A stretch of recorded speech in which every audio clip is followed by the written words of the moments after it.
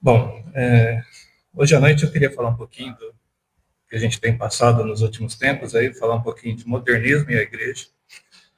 Os textos que foram lidos hoje à noite, aí a junção de dois textos bíblicos, aí eu sei que não é muito comum, mas eles têm como base orientar a nós, né?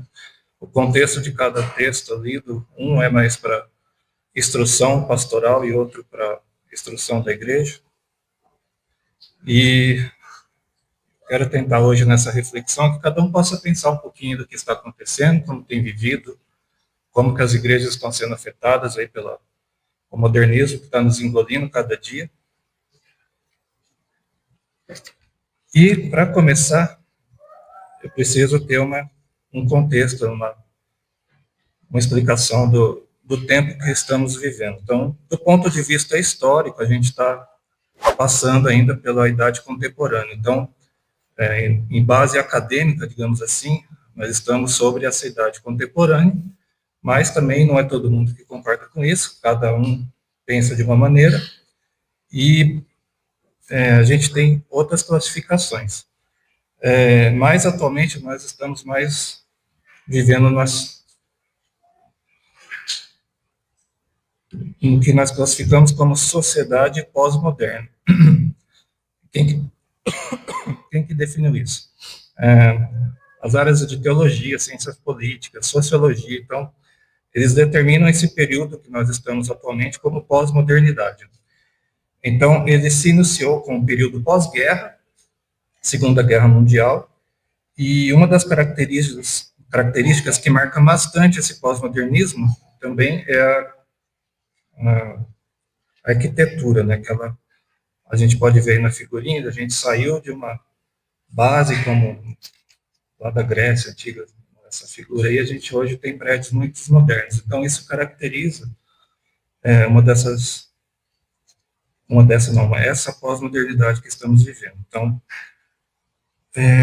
além disso, a pós-modernidade ela é caracterizada pela adaptação de ideias, de valores, pela pluralidade de interpretações e pela constante adaptação de ideias e valores. Então, esse é o conceito principal de pós-modernidade. E para apresentar, por exemplo, o que nós temos mais sofrido como igreja, como Evangelho de Cristo, a pluralidade de ideias é o que vem mais acontecendo, que a gente pode observar. Então, como exemplo, eu vou dar aqui um paciente que está doente, uma situação de doença, não quero dizer nenhuma doença, mas eu vou ter um médico que vai interpretar essa doença pela ciência, pelo conhecimento dele, pela literatura médica, pelo diagnóstico. Já, digamos assim, a avó dessa pessoa, ela vai entender essa doença de outra forma, ela vai ter um diagnóstico bem mais simplista, né? Ela vai dizer uma canja de galinha cura isso.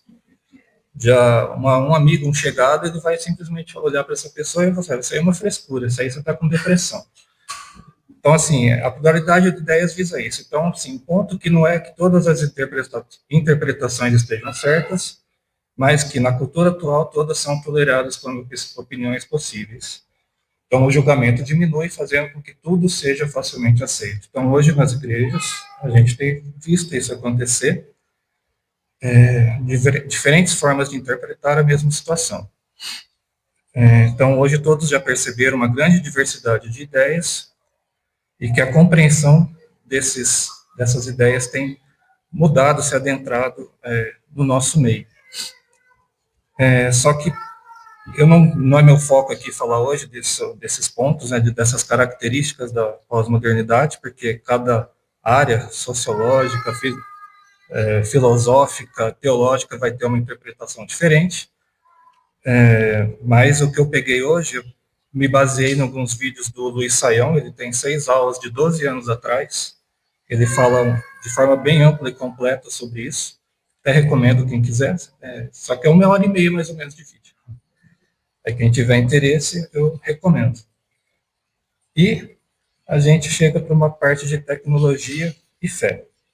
Então todos já perceberam que a tecnologia está avançando aí cada dia, nos proporciona conforto, qualidade de vida, acesso à informação na palma da mão, então a internet está aí, mas desde o princípio Deus tem capacitando seus homens, seus servos de Deus, para a utilização da sua inteligência do ser humano, dos recursos naturais.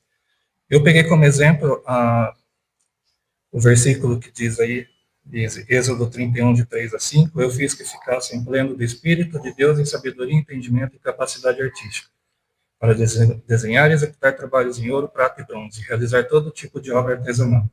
Então, lá na construção da tenda e da arca, nós vimos Deus mudando, mexendo no caráter do homem, preparando ele para a sua obra. E assim nós cremos também que Deus tem nos preparado para isso aqui.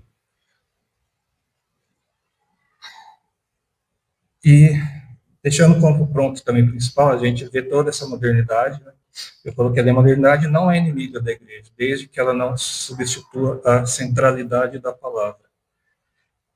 Então, a tecnologia pode sim ser um instrumento, né, da igreja para aprendizado, para divulgação do evangelho, para mostrar a clareza da palavra, mostrar a organização da palavra.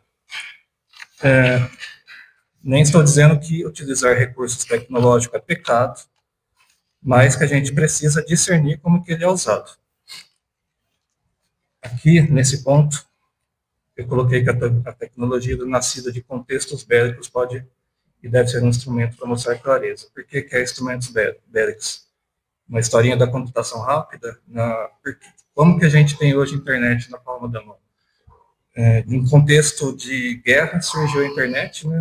O ENIAC lá na Primeira Guerra surgiu para cálculos balísticos, então era um computador gigante, então por meio da guerra surgiu o computador, depois na Segunda Guerra veio a internet, onde 4 universidades lá se juntaram para criar um meio de comunicação para facilitar o envio de mensagens no contexto da guerra ali, né, no caso dos Estados Unidos, e transformar assim, então, o nosso meio que nós estamos existindo hoje. Então, por meio de um momento ruim ali, Deus transformou o mal em bem.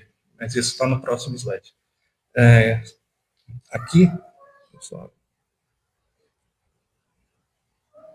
eu coloquei aqui que tem outro exemplo. Então, 2 exemplos aqui em um. Né? Então, eu falei primeiro da internet que surgiu, então chegamos aí até a inteligência artificial, né? Onde que vocês podem ver que hoje em todo lugar tem isso. Qualquer curso acadêmico hoje, a gente tem lá ciência da computação com IA, administração com IA, tudo é com IA. Na vida de vocês, vocês têm aí também tudo o que está acontecendo no celular de vocês, tem inteligência artificial, vocês ligam alguma central de atendimento, a inteligência artificial que atende para vocês, e tem sido aí uma forma de centralizar todo mundo. E às vezes a gente pensa que não, mas nós temos aí o gov.br, né, aqui no Brasil, tudo está lá dentro, então é difícil para quem é mais idoso, principalmente, conseguir se adentrar aí nesse meio. E, além disso, né, as igrejas hoje já estão se apropriando dessas tecnologias. Né? Aqui do lado tem essa igreja matriz, base de dados, tem uma igreja, né, que eu não vou citar o nome, que não, ela não é tão teológica assim, mas hoje eles desenvolveram um sistema que eles controlam, então todas as outras filiais, posso dizer assim, então toda a igreja tem esse sistema instalado, todo membro tem acesso a esse sistema. Esse sistema, existe um agente de IA por trás que foi treinado para responder as perguntas dos membros. Então, os membros têm acesso a esse sistema, eles podem lá fazer as perguntas que eles querem referente à Bíblia, e com isso eles vão se utilizando aí dessa tecnologia para seu próprio bem ali internamente. Então, no caso deles, né, como digamos assim, uma seita, eles treinaram seu agente lá para responder questões teológicas da forma que eles acreditam, da forma que eles pensam. Então, a Bíblia lá vai estar descrita de uma maneira que a pessoa que fizer alguma pergunta teológica, ela consiga já, a inteligência responder com a forma que eles pensam, não exatamente da forma que a Bíblia quis expressar.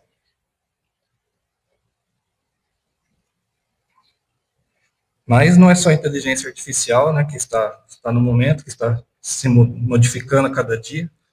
A gente tem visto a nossa língua se transformar. Então, a língua inglesa já faz parte do nosso vocabulário. Então, antes que só se apresentava lá no meio corporativo, hoje a gente vê no nosso dia a dia. Todo mundo conhece o Google, né? O Google, há uns anos atrás, virou um verbo, vou dar um Google. Então, na nossa língua, Google já existe como verbo. Nós temos outras palavrinhas aí, como feedback, bullying, o hype. Todo mundo sabe o que é hype?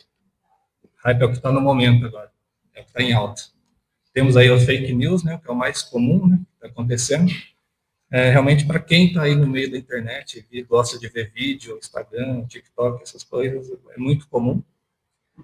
Então, a comunicação tem evoluído desde da escrita das cartas até os celulares, a língua tem se transformando. E a gente saiu também de um modo mais, como posso dizer, mais padrão de conversação. A gente tem aí um exemplo aí que, como a gente está escrevendo hoje no WhatsApp, é um oi, tudo bem, já corta ali o tudo por TD. Oi, tudo bem? Você? Todo mundo já viu essa forma de escrever? Oi, tudo bem. Então, a língua hoje tende a ser encurtada. Então, para ser uma comunicação mais dinâmica, mais rápida, a gente começa a encurtar palavras e ser mais rápido possível, tentar transmitir com clareza, mas a gente perde um pouquinho aí da essência, perde gramática, perde tudo. Mas acho que todo mundo conseguiu aí. Oi, tô bem, e você? Bem também. Seis vem esse final de semana? Deu para entender? Seis vem esse final de semana? E aí, nisso daí, nossa língua está se mudando dia a dia. E isso não é só no português, não, tá? Isso é em todas as línguas, no inglês acontece muito. Eu trabalho com gente de fora, às vezes a pessoa escreve assim, eu tenho que ficar pesquisando o que ela escreveu, porque eu não sei. Então, aqui, nesse ponto, deixa eu me achar aqui,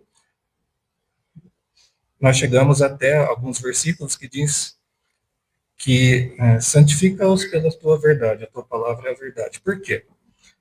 A Bíblia também tem sofrido algumas alterações, né, nas suas traduções, nas suas formas de escrita, e livros também, a gente tem visto essa mudança acontecendo. Porém, a Bíblia aqui não escrita, a Bíblia escrita não é pós-moderna, ela não deveria sofrer alterações. Ela é e continua sendo nossa imutável regra de fé. Então, como diz ali em Lucas 21:33, o céu e a terra desaparecerão, contudo, as minhas palavras de maneira nenhuma passarão. Se vocês notarem ali, desaparecerão, tem um errinho ali. Se vocês notarem no cantinho aqui da tela, tem ali um notebook ali. Então, quem gerou esses slides para mim? Inteligência artificial. Ele pega o meu texto, com base no meu texto, ele vai gerando tudo. Não preciso me preocupar com imagem. Então, assim, tudo vem para facilitar.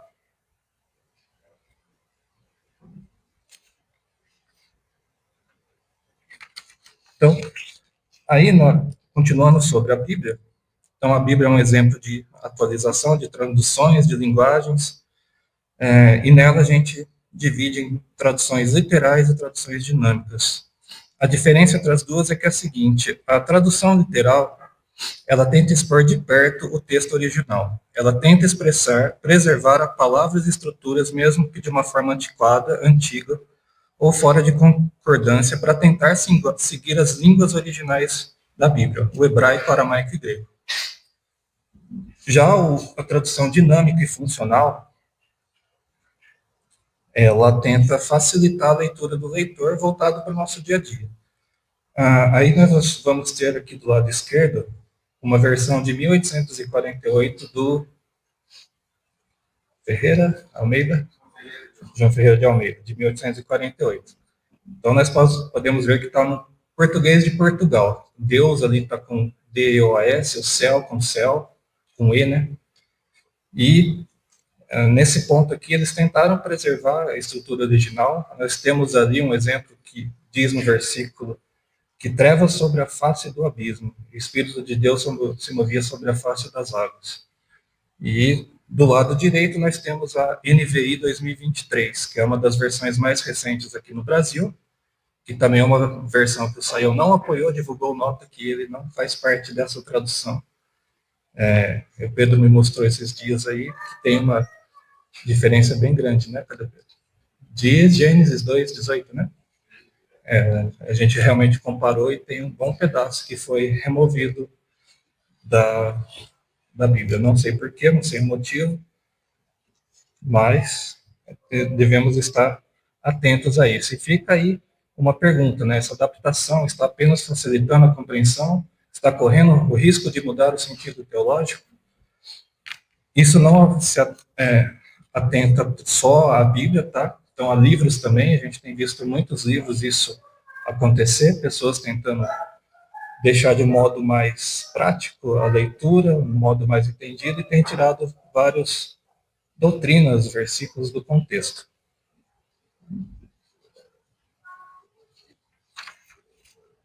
Então, a gente precisa sempre discernir se isso que está acontecendo fere nossa fé, se fere nossa doutrina, se gera ambiguidade. Muitas vezes lemos outras escrituras, né, que são os outros demais livros que a gente usa como referência, e como às vezes nós não conhecemos os escritores, a gente não sabe exatamente o que ele quis passar, né? E a gente sempre tem que se perguntar, né, se essa adaptação, atualização está apenas facilitando a compreensão ou se está mudando o sentido do texto. E a modernidade, aí, ou o progresso, né, vem atingindo o nosso contexto sócio e geopolítico. Países têm entrado em guerra, buscando mais território. A gente tem visto aí a Rússia adentrando a Ucrânia. Vocês já se perguntaram por que a Rússia tem adentrado a Ucrânia? Será que eles só querem um pedacinho de terra, que até que já era deles? Ou será que é só um ponto estratégico para a área militar, se defender da Europa, da Ucrânia?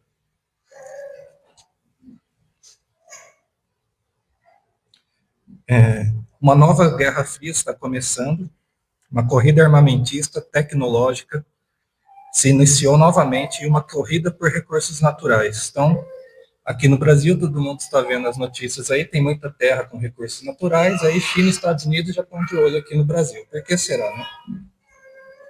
E a gente pode ver também nos Estados Unidos acessando, ou melhor, né, fazendo várias atividades militares, né, querendo mostrar para o mundo aí que nós ainda somos o número 1. Então, acessou ali a Venezuela, né, capturou ali o ditador, levou para fora, agora eles estão de olho ali na Groenlândia também. Por que será que estão de olho na Groenlândia? Será que é mais um pontinho ali que está entre a Europa, a Rússia? Então a gente precisa estar sempre analisando esses contextos, o que está acontecendo. Será que está voltando Jesus mesmo? E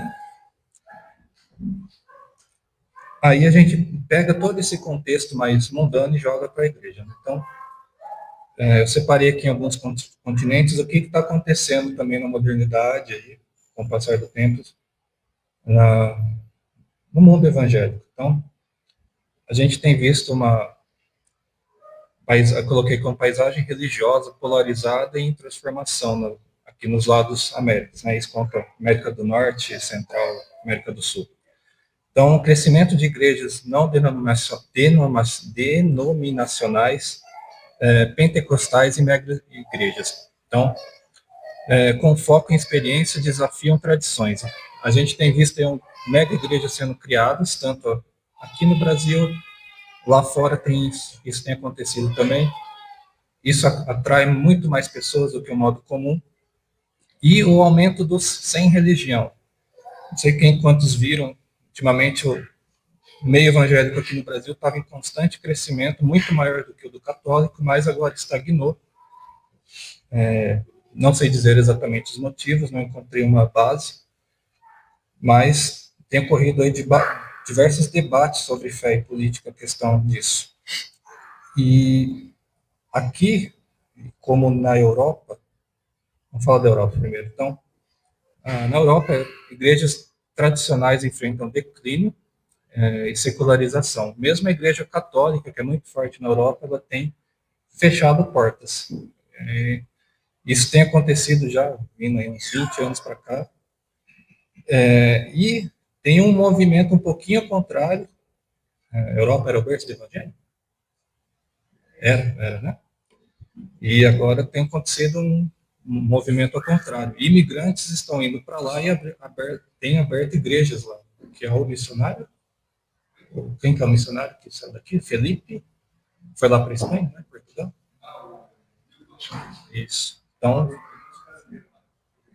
Então, a gente tem visto muitos movimentos dessa forma, de pessoas de outros países, até de outros continentes, se adentrando na Europa para abrir igreja lá, enquanto as de lá estão se encerrando, e o povo de lá tem deixado as igrejas, não tem nem sido desigrejados, tem sido realmente rejeitando a fé, qualquer tipo de fé, que é um dos desafios do pluralismo religioso que tem acontecido.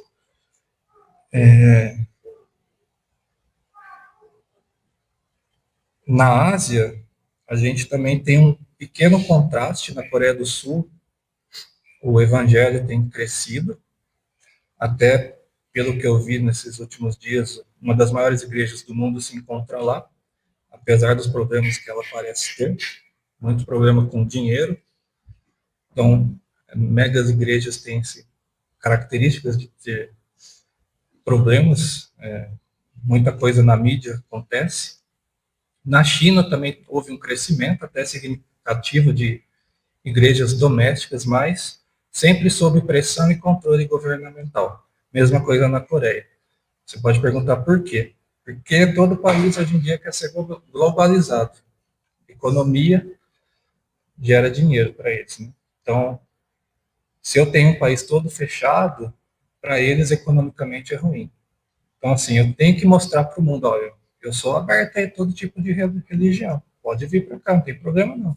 Mas por trás, lógico, está havendo todo um controle. Até pregações que vão ser feitas lá, eles têm que ver primeiro o que a pessoa vai pregar para ver se não fere o regimento ali do país interno deles.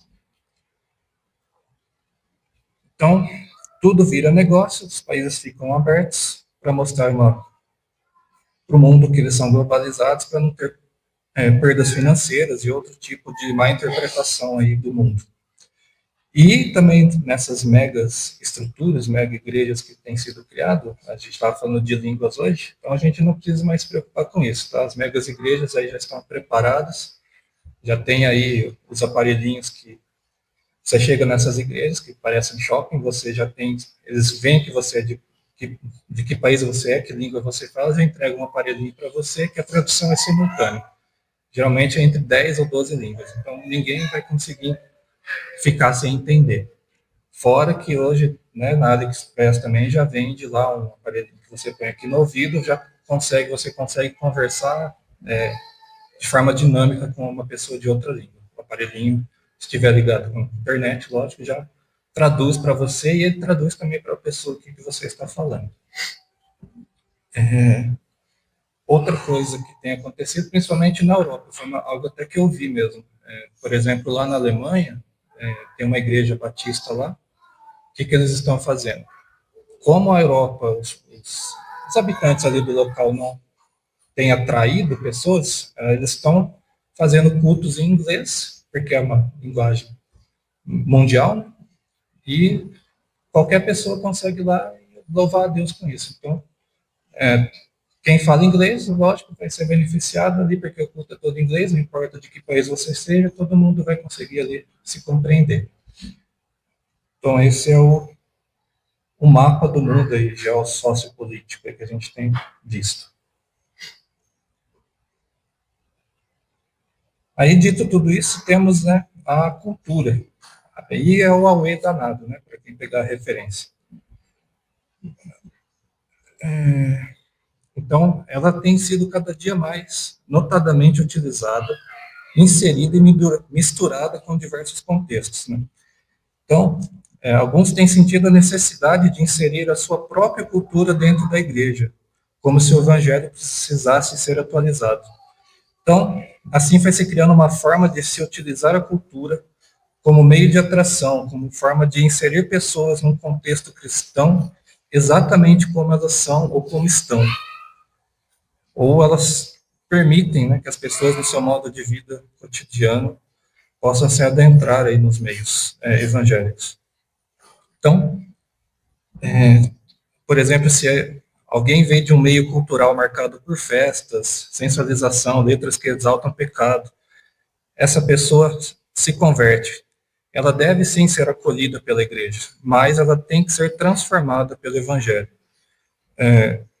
O problema tem surgido quando a gente, para não confrontar, ou até para uma forma de atração de mais pessoas, a igreja começa a adaptar essa mensagem. Ou melhor, ela começa a adaptar a mensagem do evangelho e trazer para dentro elementos do mundo de fora que aquela pessoa tem trazido. Não só que a pessoa tem trazido. As igrejas têm se utilizado da cultura como um meio de encher a igreja. Aí, nesse ponto, não é mais contextualização, é a cultura moldando a igreja. É a cultura tentando moldar o evangelho de Cristo. Isso não deve acontecer. Então, aqui, no slide, eu coloquei que a cultura deve estar sempre do lado de fora da igreja. A igreja sempre acolhe a pessoa do jeito que ela chega, mas o evangelho a transforma. Ela não fica mais da forma que ela é. E a gente tem do lado direito aqui uma acomodação perigosa, que é onde a cultura vem aí se moldando, utilizando desses elementos, desses recursos que a cultura traz, e se misturando à igreja, o medo da igreja perder pessoas. A igreja, hoje, infelizmente, as igrejas querem cultos cheios, pessoas que cheguem de qualquer forma e simplesmente fiquem lá. Então, inserir pessoas no contexto cristão sem transformá-las é permitir que a cultura dilua a identidade da igreja. Ainda falando um pouquinho, o evangelho mudando a cultura, também não significa que a cultura esteja sempre errada, mas não é ela que deve moldar o evangelho. O evangelho, sim, deve julgar e mudar a cultura. Porque Hebreus 13:18 diz: Jesus Cristo mesmo ontem, hoje e eternamente. Não precisa de atualização. A gente não precisa desses contextos para transmitir a mensagem de Jesus. Tiago 1,17. Toda boa dádiva e todo dom perfeito vem do alto e descendo do Pai das luzes, em que não há mudança, nem sombra de variação. Deus não mudou, então o evangelho também não precisa ser alterado.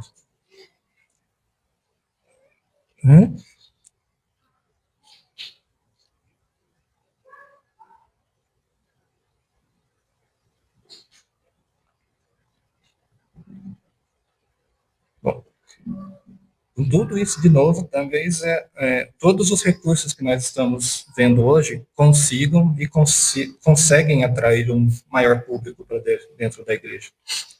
A gente tem locomoção melhor, uma comunicação mais rápida, meios de divulgação bem mais simples, na internet é o que nos molda hoje, entre aspas. Todo mundo está conectado de alguma forma. E uma igreja crescer não é pecado. Ter muitos membros também não é erro, também não é pecado. O problema é quando a gente começa a crescer sem uma fidelidade bíblica.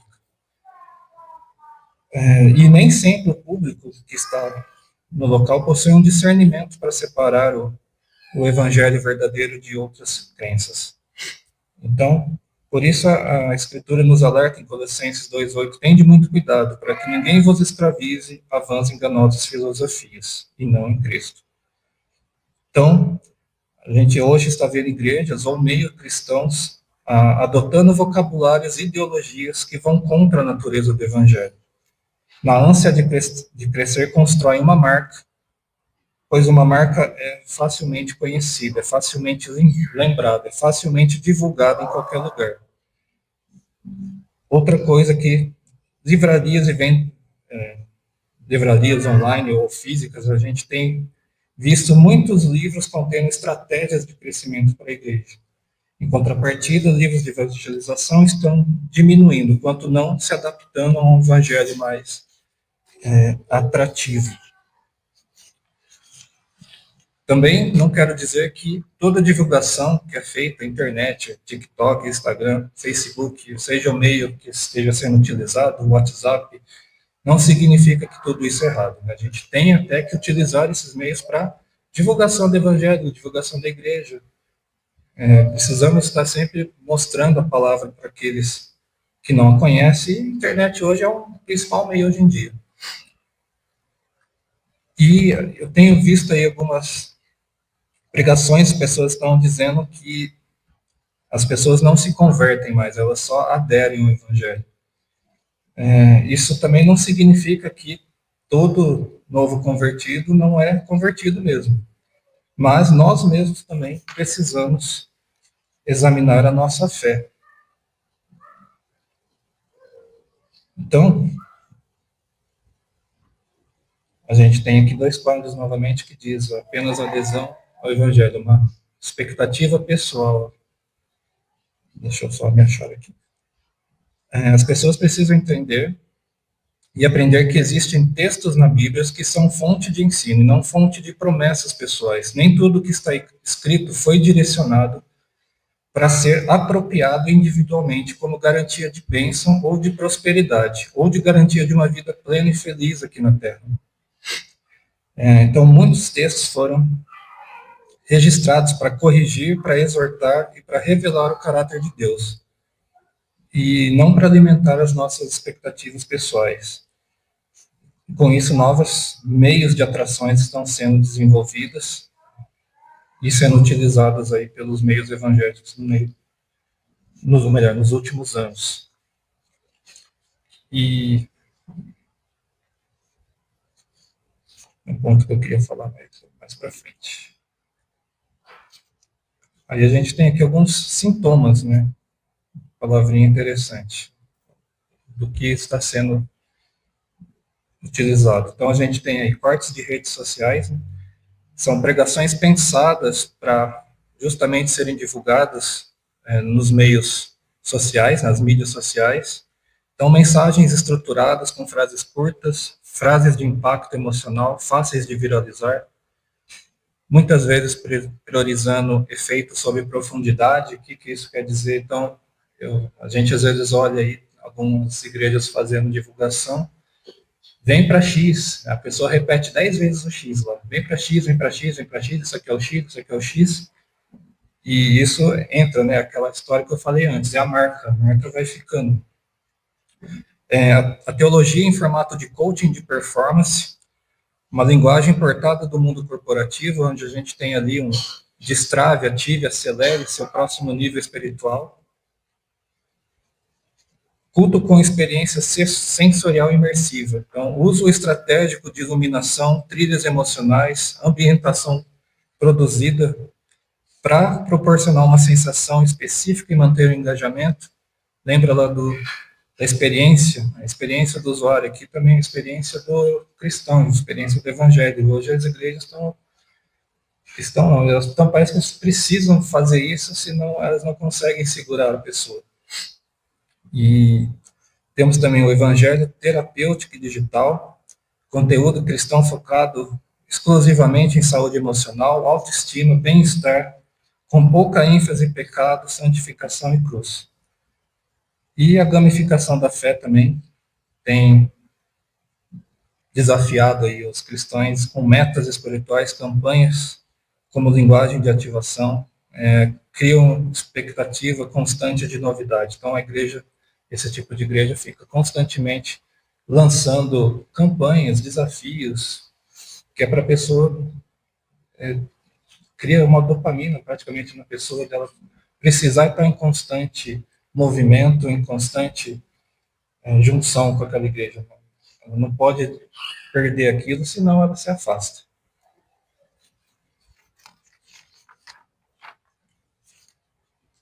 Então, hoje, cada banco vazio na igreja representa histórias de afastamento. As pessoas buscam identificação, têm buscado acolhimento.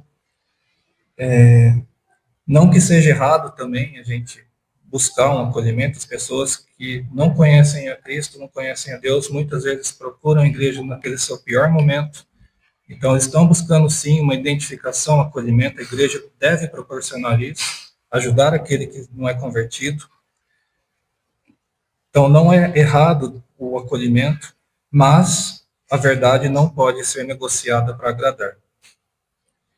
Então, a Bíblia já advertia aqui em Segundo Timóteo 4, 3 e 4, pois virá o tempo em que não suportarão a sã doutrina. Então, versículo bem conhecido, né? E aqui um ponto que me chamou a atenção, de pessoas que estão dizendo hoje em dia que essa igreja só fala de pecado. Eu nunca tinha ouvido isso, mas de uns tempos para cá eu tenho ouvido isso. Até me surpreendi.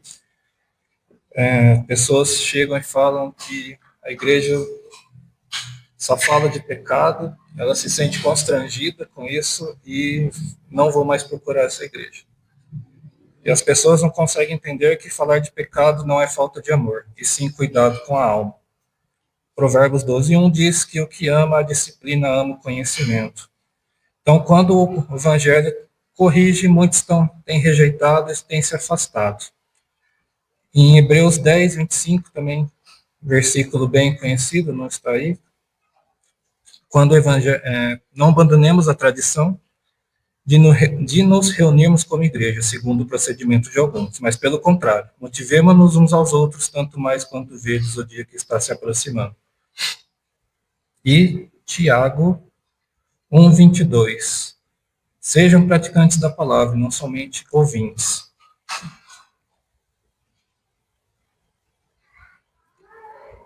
Então, a gente chega aí do perigo do hedonismo e da emoção contra a verdade. Então, o que é hedonismo? Colocar o prazer acima da verdade. Não só prazer, quando a gente fala de hedonismo, pode ser qualquer outra coisa também. A gente tem colocado aquilo que nos atrai, o que a gente quer acima da palavra de Deus. Não que a alegria também seja errada, porque a alegria também é cristã, ela é bíblica. O erro é substituir toda essa verdade por uma emoção. Então, algumas igrejas têm passado a oferecer experiências emocionais como centro da sua mensagem. Emoção também não é pecado, só que ela não pode substituir as escrituras. Como eu destaquei ali embaixo, a emoção é momentânea, a salvação não, a salvação é eterna. Então, e a gente tem percebido que o ser humano, nós mesmos tentamos às vezes criar nossas próprias regras e moldar um Deus que nos agrade, né? Isso está errado.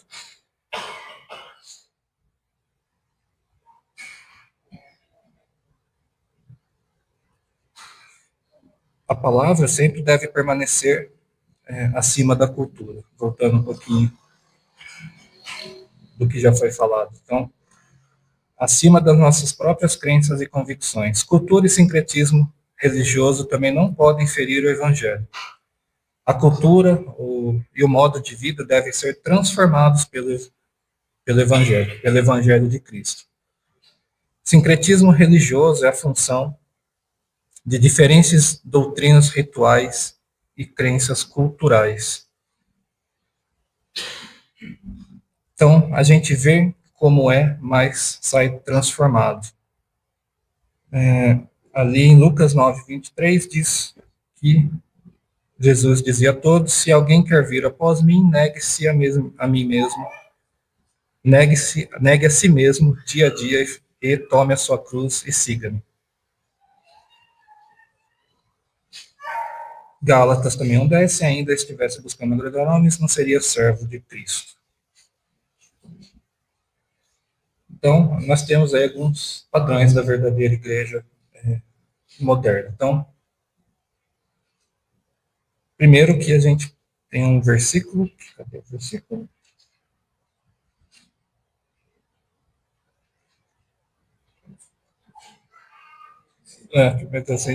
Isso mesmo. Então, se alguém quiser vir após mim, né, que se menciona esse versículo de cima, Tessalonicenses 5:21, põe à prova todas estas coisas e fiquem com o que é bom. Então, uma verdadeira igreja moderna, ela sabe utilizar os meios, ela não é a que mais tem tecnologia, não é a que tem mais dinheiro, não é a que tem mais membros. Ter estrutura não é errado. O problema é quando todas estas coisas substituem a essência do evangelho. A igreja moderna, no sentido saudável, é aquela que utiliza com sabedoria todos os meios disponíveis, mas sem jamais alterar a mensagem do Evangelho.